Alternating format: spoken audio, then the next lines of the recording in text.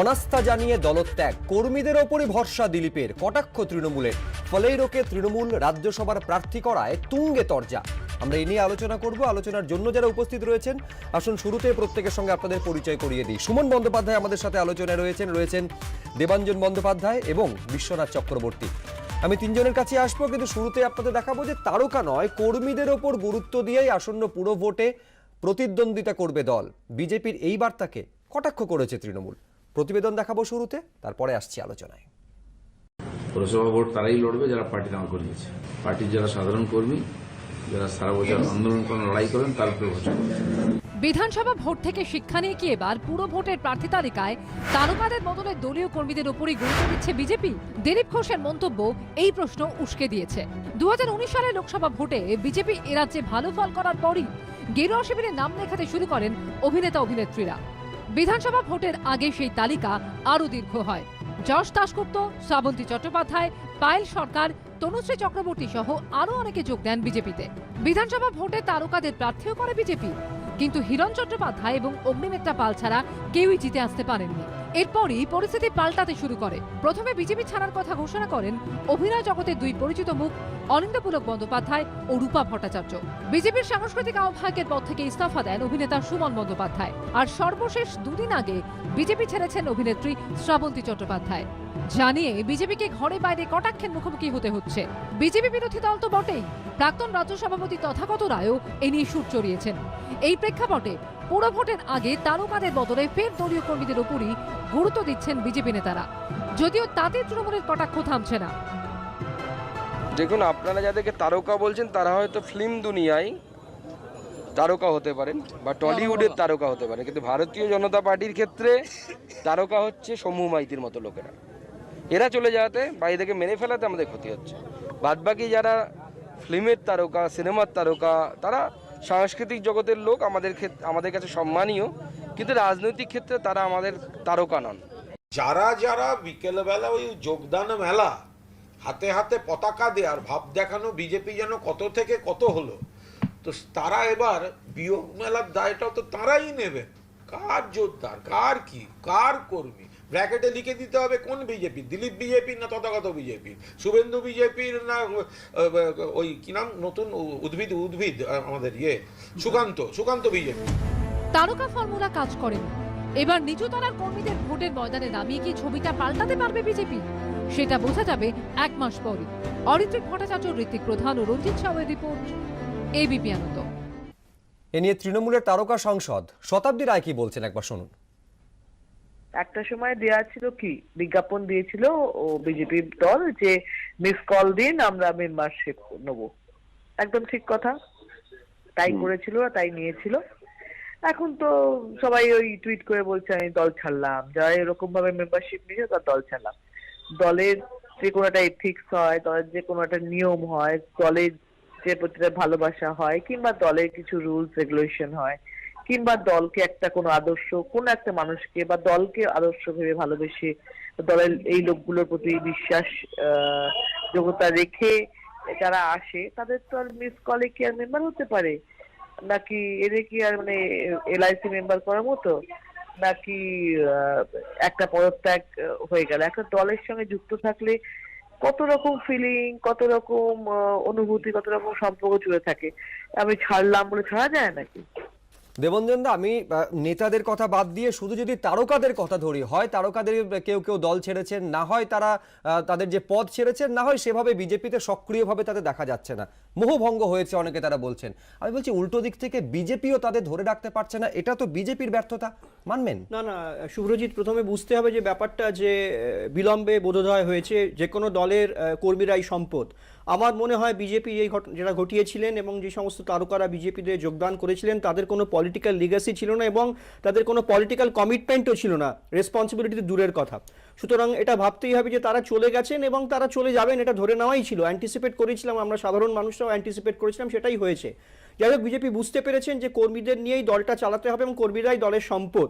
এবং আমার মনে হয় এটা বোধহয় ঠিক সিদ্ধান্ত, এতদিন বাদে বিজেপির রাজ্য নেতৃত্ব বুঝতে পারছে এবং এটা একটু আগে বুঝলে হয়তো ভালো হতো, বিজেপির পক্ষে ভালো হতো। কেননা এটা আমাদের বুঝতে হবে যে কমিটমেন্টের কথা বলছেন, উল্টো কমিটমেন্ট তো বলছে শ্রাবন্তীর বক্তব্য আপনার এবিপি আনন্দে দেখানো হয়েছে একাধিকবার যে কমিটমেন্ট তো বিজেপি রাখতে পারেনি, উন্নয়নের যে কমিটমেন্ট বিজেপি করেছিল সেই কমিটমেন্ট বিজেপি রাখতে পারেনি। শ্রাবন্তীকে আমি সম্মান জানিয়েই বলছি, ওনার অভিনয়ে পারদর্শিতা হয়তো আছেন, কিন্তু ওনার বিজেপিতে যোগদানটা শুধু তো সেলিব্রিটি কোশ্চেন ছিল, আর কিছুই নয়, যেটা হয়তো বিজেপি ক্যাপিটালাইজ করতে তাহলে চেয়েছিল। ক্যান্ডিডেট কেন করা হয়েছিল? না সেটা তো ভুল হয়েছে, বলছি তো আমি একজন সাধারণ মানুষ হিসেবে বলছি, that was a big blunder, mistake নয়, সেটা তখন বোঝা যায়নি। হ্যাঁ, ওটা ব্লান্ডার ছিল। না এবার তাহলে তো এই বলতে হয় যদি ফলাফল তর্কের খাতিরে ধরে নেওয়া যায় উল্টো হচ্ছে, তাহলে তারা সবাই থেকে যেত, তাহলে ভুলটাকে ভুল হিসেবে ওই যে বলে কার্পেটের তলায় গর্ত রয়ে যাচ্ছে, সেটা রয়ে যেত। তাহলে ভুলকে তো স্বীকার করে নিতেই হবে। আমি সুমন বন্দ্যোপাধ্যায়ের কাছে একেবারে উল্টো যুক্তি দিয়ে আসবো। যখন তৃণমূল থেকে একের পর এক নেতা বিজেপিতে যোগদান করছিলেন তখন তৃণমূলের বক্তব্য ছিল যে শুদ্ধকরণ হচ্ছে। আজকে বিজেপি সেই একই কথা বলছে, শুদ্ধকরণ হচ্ছে, যারা ছেড়ে চলে যাচ্ছেন বাড়তি মেদ ঝরে যাচ্ছে বিজেপির বক্তব্য। এই বিজেপি তো পুরো দলটাই তো দলত্যাগীদের উপর নির্ভর করে দাঁড়িয়ে আছে। আপনি বলুন না যে যোগদান মেলার মতো যদি ওখানে আলু পটলের মতো কেজি দরে দলবদলি নেতা কেনা হয়, তাতে যা পরিণতি হওয়ার বিজেপির হয়েছে, বিলম্বে বোধোদয়ের ব্যাপার নয়, ক্ষমতায় নেই সেই জন্য আজকে তারা দল ছেড়ে চলে যাচ্ছে। এবং সব থেকে বড় কথা আপনি দেখবেন যে তথাগতরাই যে অভিযোগ করেছে পয়সা দিয়ে কেনা হয়েছে, বিজেপি মানেই দলত্যাগীদের স্বর্গরাজ্য। তাদের অনেককে তো তৃণমূল দলে ফিরিয়েও নিচ্ছে, দলত্যাগীদের নিয়ে তারা সরকার চালাচ্ছে। না তাদের অনেককে তো তৃণমূল দলে ফিরিয়েও নিচ্ছে। হ্যাঁ, অনেককে তো দলে ফিরিয়েও নিচ্ছে, দলে ফিরিয়ে নিচ্ছে যারা, যাদের বিরুদ্ধে, যে দলত্যাগীদের বিরুদ্ধে তৃণমূল একটা সময় নির্বাচনে তুঙ্গে প্রচার চালিয়েছিল, তাদের দলে ফিরিয়ে নিচ্ছে তারা ফিরে আসলেও তারা দলের মুখ্য মুখ নয়। বিজেপি তো তাদের মুখ হিসেবে নিয়ে গিয়েছিল।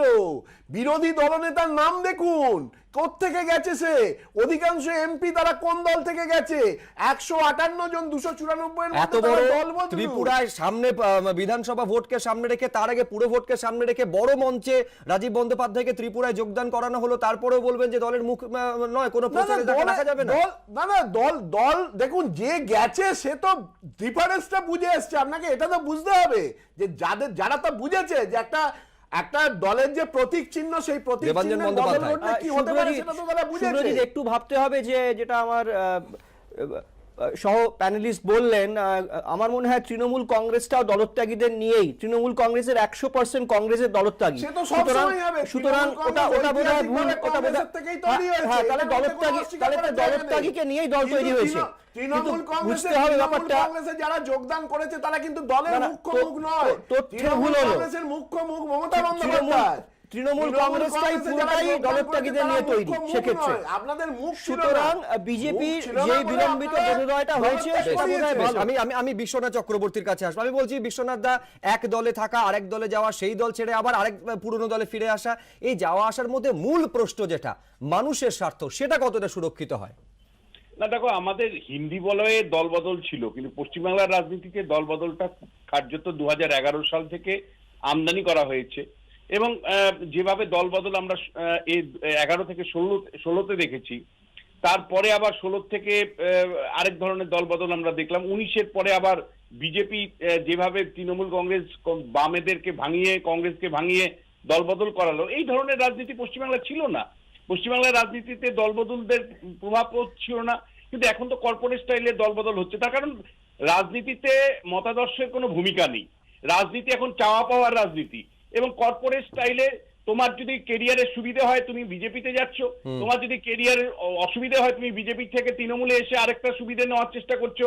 ফলে কার্যত একটা কর্পোরেট স্টাইলে যেমন সিও পরিবর্তন হয় ভালো সুযোগ সুবিধার জন্য, ঠিক তেমনি ভাবে দলবদলরা এক দল থেকে আরেক দলে যাচ্ছে। এখানে নীতি নৈতিকতার কোনো জায়গা নেই, মানুষের স্বার্থের কোনো জায়গা নেই, একটাই নিজের আখের। এবার আরেকটা দলবদলের প্রসঙ্গে আসি। দলবদল কংগ্রেস থেকে তৃণমূলে। প্রাক্তন মুখ্যমন্ত্রী গোয়ার, তিনি তৃণমূলে যোগদানের পর এখন তৃণমূল রাজ্যসভায় তাকে প্রার্থী দাঁড় করাতে চাইছে। লুইজিনো ফালেইরো গোয়ার প্রাক্তন মুখ্যমন্ত্রী, তা নিয়েও তরজায় জড়িয়েছে শাসক বিরোধী। দেখুন, রাজ্যসভায় বাংলা থেকে অর্পিতা ঘোষের ছেড়ে যাওয়া আসনে তৃণমূলের প্রার্থী হচ্ছেন লুইজিনহো ফালেইরো। শনিবার তৃণমূলের তরফে টুইট করে বলা হয়, আমরা আশাবাদী দেশের জন্য ফালেইরোর অবদানকে স্বীকৃতি দেবে মানুষ। ভারতবর্ষের বিভিন্ন প্রান্ত তৃণমূল কংগ্রেসকে ছড়িয়ে দেওয়ার যে প্রয়াস আমাদের নেতৃত্ব শুরু করেছেন, সেইটার দিকে আমরা আরো এক পা অগ্রসর হলাম বলে আমার মনে হয়েছে। আমার ছেড়ে যাওয়া শিক্ষক তাকে, তার এই যোগদানটাকে অত্যন্ত গুরুত্বপূর্ণ নমিনেশন। আমি খুব খুশি। আগামী বছর গোয়ায় বিধানসভা নির্বাচন, তার আগে সেখানে সক্রিয় হয়েছে তৃণমূল। সেপ্টেম্বরে তৃণমূলে যোগ দেন গোয়ার প্রাক্তন মুখ্যমন্ত্রী লুইজিনহো ফালেইরো। তাকে তৃণমূলের সর্বভারতীয় সহসভাপতির দায়িত্ব দেওয়া হয়েছে। সম্প্রতি গোয়া সফর সেরে এসেছেন খোদ তৃণমূল নেত্রীও। এই প্রেক্ষাপটে এবার গোয়ার প্রাক্তন মুখ্যমন্ত্রী লুইজিনহো ফালেইরোকে তৃণমূলের রাজ্যসভার প্রার্থী করা হলো। তৃণমূল সূত্রে খবর, গোয়া বিধানসভা নির্বাচনেও লুইজিনহো ফালেইরোকে প্রার্থী করা হতে পারে। গোয়ার প্রাক্তন মুখ্যমন্ত্রী, যিনি পশ্চিমবাংলায় কটা জেলা কটা ব্লক কিছুই জানেন না, জানা কথা না, জীবনে কোনোদিন সর্বভারতীয় রাজনীতি করেননি, এখন রাজ্যসভার মেম্বার পোস্টটা তৃণমূলের কাছে ব্যবসার পোস্ট, রাজনীতির পোস্ট। রাজনীতিতে বাইরের রাজ্য থেকে লোক ধরবে বলে রাজ্যসভার সদস্য পদটাকে ব্যবহার করছে। এখন দেনা পাওনা রাজনীতি চলছে, কিন্তু পার্টিটা তো গোয়াতে করতে হবে, সেখানে লোকজন কোথায়? আমরা চাই, আমরা ওখানে সরকারে ছিলাম, সরকারে আসবো, শক্ত বিরোধী হোক, যাতে ভালো কাজ হয়, সেই জায়গাটা পূরণ করুন। বাংলার চেয়ে গোয়ায় বিজনেসটা ভালো হবে বোধহয়। এখানকার লোকেদের তো দেওয়া হয়ে গেছে, সে নতুন লোক খোঁজা হচ্ছে। বিজেপিতে তো বিভিন্ন রাজ্য থেকে এসে বিভিন্ন রাজ্যের থেকে এসে টিকিট নিয়ে যাচ্ছে, সব দলই তাই করছে। অন্যের দলের অভ্যন্তরীণ ব্যাপার নিয়ে চর্চা করাটাও মানুষ ভালো চোখে দেখে না। এর আগে কংগ্রেস ছেড়ে আসা সুস্মিতা দেবকে রাজ্যসভায় পাঠিয়েছে তৃণমূল। এবার লুইজিনহো ফালেইরো অন্য দল থেকে আসা এবং অন্য রাজ্যের নেতা নেত্রীদের বাংলা থেকে রাজ্যসভায় পাঠানো নিয়ে তৃণমূলকে কটাক্ষ করেছে বিজেপি। বিরোধী দলনেতা শুভেন্দু অধিকারী টুইট করে বলেছেন, বাংলা থেকে রাজ্যসভার আসন বহিরাগতদের হাতে তুলে দিচ্ছেন বাংলার মেয়ে। সুস্মিতা দেবের পর এবার লুইজিনহো ফালেইরো। এই বঞ্চনা কি বাংলার মানুষ মেনে নেবেন? অসম ও গোয়ায় যারা জিততে পারেননি, তাদের দায়ভার কেন বাংলা নেবে? তো শুভেন্দু অধিকারী তো কালকা যোগী, সবে তো গেছে, বিজেপিতে তো বর্ষপূর্তি হয়নি। বিজেপির রাজ্যসভার লিস্টটা খুলুন না ভাই, তাহলে তো দেখবেন কার বাড়ি কোথায় আর কোন রাজ্য থেকে গেছে। 29 নভেম্বর রাজ্যসভার আসনে ভোট গ্রহণ হবে। মঙ্গলবার রাজ্যসভার প্রার্থী হিসেবে মনোনয়নপত্র জমা দেবেন লুইজিনহো ফালেইরো। আশাবুল হোসেন, অরিত্রিক ভট্টাচার্য ও কৃষ্ণেন্দু অধিকারীর রিপোর্ট, এবিপি আনন্দ। কটাক্ষ শুধু যে বিজেপি করেছে এমনটা নয়, প্রদেশ কংগ্রেসের সভাপতি এই রাজ্যসভার আসনকে খুঁড়োর কল বলে তৃণমূলের উদ্দেশ্যে শ্লেষ ছুড়ে দিয়েছেন। আমি অবশ্যই সুমন বন্দ্যোপাধ্যায়ের কাছে আসবো। বিরোধীরা এই প্রশ্ন তুলছে, সুমনদা, যে শর্ত কি তাহলে রাজ্যসভার আসন? সুস্মিতা দেব থেকে শুরু করে লুইজিনহো ফালেইরো এই রাজ্যসভার আসনের প্রতিশ্রুতিবদ্ধ হয়ে কি তাহলে তৃণমূলে যোগ দিয়েছেন? বিজেপি তো স্পষ্ট অভিযোগ করছেন দিলীপ ঘোষ দেনা পাওনার রাজনীতি। লোকসভার রাজ্যসভার ইতিহাস জানেন, আমি জানি না কংগ্রেস নাকি কি করে বললো। কংগ্রেসের তো শেষ যিনি প্রধানমন্ত্রী মনমোহন সিংহ, তিনি তো আসাম থেকে রাজ্যসভায় জিতে এখানে এ হয়েছিলেন। হ্যাঁ, সিপিএম এর কথা বলতে হবে না, বাংলা থেকে অন্য রাজ্যের লোক এসে জিতে চলে গেছে। আর বিজেপির শুভেন্দু অধিকারী, তিনি তো কিছু ইতিহাসই জানেন না রাজনৈতিক। তার বাড়িতে একজন লোকসভার দুজন তৃণমূল কংগ্রেসের এমএলএ এমপি বসে রয়েছেন, তারা এখনো দলত্যাগ করেননি। আর গোয়াতে যে সরকারটা চলছে, সেই সরকারটা কিন্তু পয়সা দিয়ে কিনে আনা সরকার। মধ্যপ্রদেশের দলবদলুদের নিয়ে সরকার করেছে, কর্ণাটকের দলবদলুদের নিয়ে সরকার করেছে। ফলে এখানে বলার কোনো জায়গা নেই, জিনিসটা হয়েই থাকে। উল্টো যুক্তি তৃণমূলে যে অভিযোগ বিজেপি করছে, সেই একই অভিযোগ তো বিজেপির ক্ষেত্রেও প্রযোজ্য। বিরোধী দলনেতা তৃণমূলে যোগদান করে সেই প্রাপ্তিযোগ্য শুভেন্দু অধিকারীরও হয়েছে। পশ্চিমবঙ্গের রাজ্যসভা সিটগুলো এখন অন্য প্রদেশে, শুধু অন্য প্রদেশে নয়, সেই পশ্চিম ভারতের গোয়া। আবার সেই দলত্যাগীকে নিয়ে এদিকে সুস্মিতা দেব, এইদিকে আপনার ফালেইরো। কিন্তু বুঝতে হবে এখনো কংগ্রেসের কিন্তু একটা 28% ভোট এবং বিজেপির 32%। আপনাদের প্রধানমন্ত্রী কিন্তু বেনারস থেকে জিতে এসেছেন। সুমন বাবু, আপনার কথা শুনে কিন্তু আমি কথা বলিনি। গুজরাটের লোক, বলতে দিন আপনার সঙ্গে আমি কিন্তু মনে রেখে না, সেটা ডেফিনেটলি মনে রেখে না, কিন্তু এবার সমালোচনা যখন করছেন আপনার দিকটা মনে রেখে সমালোচনা। 28% ভোট কংগ্রেসের এবং বিজেপির 32% ভোট। এমনটা ভেবে নেওয়ার কোনো কারণ নেই যে একজন বড় তারকাকে নিয়ে গেলে মানুষের ভোটটা তৃণমূলের পক্ষে যাবে। ফলে এটা একটা রাজনৈতিক স্টান্সটা কিছুই নয়। আমার মনে হয় না এই ফালেইরোর দল পরিবর্তন খুব একটা কংগ্রেসের ক্ষতি করবে এবং বিজেপির ভোট ব্যাংকের ক্ষতি করবে। হ্যাঁ, কিন্তু আপনি যেহেতু লাভ ক্ষতির হিসেব করছেন, আমি বলছি এই লাভ ক্ষতির অঙ্কে কি বিড়ম্বনার নাম কি তথাগত রায়? এই প্রশ্ন এই কারণে উঠছে। হ্যাঁ, একটা কথা বলতে পারেন, শুধু একটু আমি কোটটা তথাগত রায়ের টুইটটা আমি একটু কোট করে নিই।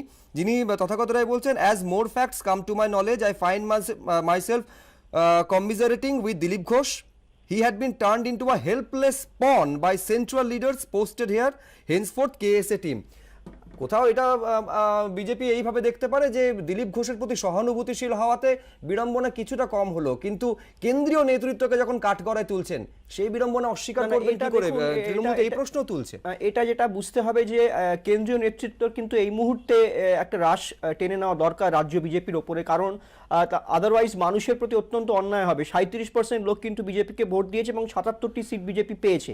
এখন যেটা প্রবণতা দেখা যাচ্ছে যে অন্তর্দ্বন্দ্ব কিন্তু এই কথা বলেছেন যে দল ছাড়লে অনেক গুপ্ত কথা প্রকাশিত হয়ে যাবে, আর শ্রাবন্তীর ক্ষেত্রে কি টাকার কত টাকার অঙ্ক লেনদেন হয়েছে সেটা তো উনি উল্লেখ করেছেন যে তিনি জানেন না। সেটা বিজেপির ভেতরের ব্যাপার, তবে কেন্দ্রীয় নেতৃত্বকে অবশ্যই মানে অবিলম্বে একটা রাশ টানা দরকার। অবশ্যই বিশ্বনাথ চক্রবর্তীর কাছে যেতে অবিলম্বে হবে। একটা রাশ টানা দরকার হ্যাঁ, বিশ্বনাথ দা। নেতৃত্বের প্রতি। আমি পলিটিক্যাল সায়েন্সের টিচার হিসেবে একটা কথা বলি যে এটা ঠিক যে সব দলই কোনো না কোনো ভাবে বাইরের থেকে লোক এনে রাজ্যসভায় মেম্বার করেছে, রাজ্যসভার সদস্য করেছে, কিন্তু আমরা যদি কনস্টিটিউয়েন্ট অ্যাসেম্বলি সংবিধান সবার বক্তব্যগুলো দেখি পরপর, তাহলে দেখবো যে সেখানে স্পিরিটটা কি। স্পিরিটটা ছিল রাজ্যের থেকে যারা সেইভাবে মানে রাজনীতি সরাসরি করবে না, বিশেষজ্ঞ বা শিক্ষাবিদ, সেই ধরনের মানুষ, রাজ্যের মানুষকেই কিন্তু রাজ্যসভায় মানে পাঠানোর কথা। রাজ্যের সভা, আমাদের রাজ্যগুলোর সভা, ফলে সেখানে কিন্তু আমরা দেখতে পাচ্ছি যে বিভিন্ন রাজনৈতিক দল বিভিন্ন সময় সেই কারণেই তো বিশ্বনাথ দা জহর সরকারের মতো মানুষকে তৃণমূল কংগ্রেস পাঠিয়েছে রাজ্যসভায়। না, তাহলে কি আমাদের রাজ্যে এটাই বলছি, আপনি ঠিকই বলছেন তো, আপনি ঠিকই বলছেন। পশ্চিমবঙ্গে কি এরকম ভালো খেলোয়াড় বা সেটাই তো আমার কথা নেই তো, যে গুজরাটে একটা সেফ সিট নেই যেখানে কেন আজকে গোয়া থেকে লোক আনতে হবে? কেন গোয়া থেকে আনতে হবে আমাকে? আমার তো এইটাই প্রশ্ন, আমাকে কেন গোয়া থেকে আনতে হবে? দেশ জুড়ে যারা খ্যাতি, পশ্চিমবঙ্গে কি দৈন্যতা করেছে? ভালো খেলোয়াড়, ভালো অর্থনীতিবিদ, ভালো শিক্ষাবিদ দৈন্যতা নেই পশ্চিমবঙ্গে। নিজেরা করেছেন সেইটা সমালোচনা করলে খুব স্বাভাবিকভাবে মানুষের মধ্যে তার কোনো প্রতিক্রিয়া হয় না। হ্যাঁ হ্যাঁ, বিশ্বনাথ আপনি শেষ করে নিন। হ্যাঁ, যেটা আমি বলছিলাম যে তাহলে যে সংবিধানের যে সংবিধান সবার যে স্পিরিট, সেই স্পিরিট অনুসারে কিন্তু রাজ্যের বিশিষ্ট ব্যক্তি বা সরাসরি রাজনীতি করতে চান না, তাদেরকে রাজ্যসভায় পাঠানোর কথা এবং রাজ্যের স্বার্থ রক্ষার কথা, এই ভাবনা থেকে কিন্তু রাজ্যসভায় নির্বাচনের ব্যবস্থা, মানে পরোক্ষ নির্বাচন ব্যবস্থা আমরা করেছি উচ্চকক্ষে। এবার যে প্রশ্নটা খুব ইম্পর্টেন্ট সেটা হলো যে তৃণমূল কংগ্রেস এটাকে রাজনৈতিক কারণে ব্যবহার করতে চাইছে, অন্য রাজনৈতিক দলও করেছে অতীতে। এটা ঠিক, মনমোহন সিং তো আসাম থেকে নির্বাচিত হয়ে এসছে, প্রণব মুখার্জি তো গুজরাট থেকে নির্বাচিত হয়েছিলেন, বা কমিউনিস্ট পার্টির লোকরা তো এখান থেকে অনেক সময় নির্বাচিত হয়েছে। না, কিন্তু বিরোধীরা এখানে অভিযোগ করছে যেটা তৃণমূল কংগ্রেস এটাকে টোপ হিসাবে ব্যবহার করতে চাইছে, অন্য দলকে ভাঙিয়ে নিজের দল ভারী করার জন্য। যেটা আমি কিছুক্ষণ আগে বললাম, অধীর চৌধুরী বলছেন যে তিনি খুঁড়োর কল হিসেবে তৃণমূল কংগ্রেস এটাকে ব্যবহার করছে রাজ্যসভার আসন। অধীর চৌধুরী রাজনৈতিক ইতিহাসটাই ভালো করে জানেন না। সংগঠনটা বাড়ানোর জন্য এটা রাজনীতির উইপেন হিসেবে ব্যবহার হচ্ছে, যেটা ইম্পর্টেন্ট। লুই কি পারবে? কারণ গতকালই সি ভোটারের যে রিপোর্ট, তাতে মাত্র 3% মানুষ সমর্থন করছে লুই ফের্নান্ডোকে। অর্থাৎ তৃণমূল যার উপর ভরসা করছে তার উপর মানুষের সমর্থন মাত্র 3%। আমাদের আলোচনার জন্য সময়সীমা, হ্যাঁ, সময় একেবারে শেষ। প্রত্যেক অনেক ধন্যবাদ। আমি অনুষ্ঠান শেষ করব। এই অনুষ্ঠানের পর ছোট্ট একটা বিরতি, আর বিরতির পর যে দুর্ভাগ্যজনক ঘটনা ঘটেছে ম্যানহোলে পড়ে একজনের মৃত্যু, এবং তা নিয়ে রাজনীতিও চলছে জোর কদমে।